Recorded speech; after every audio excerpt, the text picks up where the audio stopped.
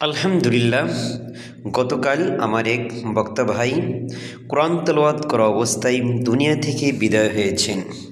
তা ওয়াজের মঞ্চে ভাই একদম যুবক, তিনি এই আয়াত পড়তেছিলেন, ইয়া আইয়ুহাল্লাযীনা আমানুত্তাকুল্লাহা হাক্কা তুকাতিহি ওয়া লা তামুতুন্না ইল্লা ওয়া আনতুম মুসলিমুন। হে ইমানদারগণ, তোমরা আল্লাহকে ভয় করো এবং প্রকৃতপক্ষে মুসলমান না হয়ে কবরে যেও না। এটা হচ্ছে আয়াতের অর্থ। এবং এই আয়াত পড়ে ওয়াজ করতেছিলেন, কোরআন তেলাওয়াত করতেছিলেন। কোরআন তেলাওয়াত করা অবস্থায় গতকাল রাত্রে ওই ভাই ইন্তেকাল করিয়াছেন। আল্লাহ রাব্বুল আলামিন ওই ভাইকে জান্নাতের উচ্চ মাকাম দান করুন, সবাই আমিন।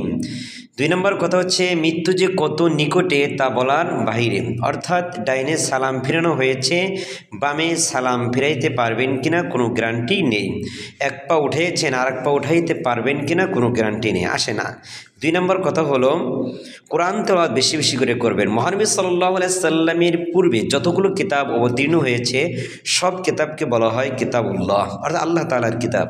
মহানবী সাল্লাল্লাহু আলাইহি সাল্লামের উপর যে কোরআনুল কারীম নাজিল করা হয়েছে এটাকে বলা হয় কালামুল্লাহ। কালাম শব্দের অর্থ হলো কথা। যে ব্যক্তি কোরআন তেলাওয়াত করলো সেই জন্য আল্লাহর সাথেই কথা বলল। আর গতকাল ওই বক্তা ভাই কোরআন তেলাওয়াত করা অবস্থায় তিনি দুনিয়া থেকে ওয়াজের মঞ্চেই মৃত্যুবরণ করেছেন। আল্লাহ রাব্বুল আলামিন ভাইকে আল্লাহর সাথে কথা বলতে বলতে দুনিয়া থেকে চলে গেছে। কিয়ামতের ময়দানে যেন আল্লাহর সাথে কথা বলেই উঠতে পারে। তৌফিক দান।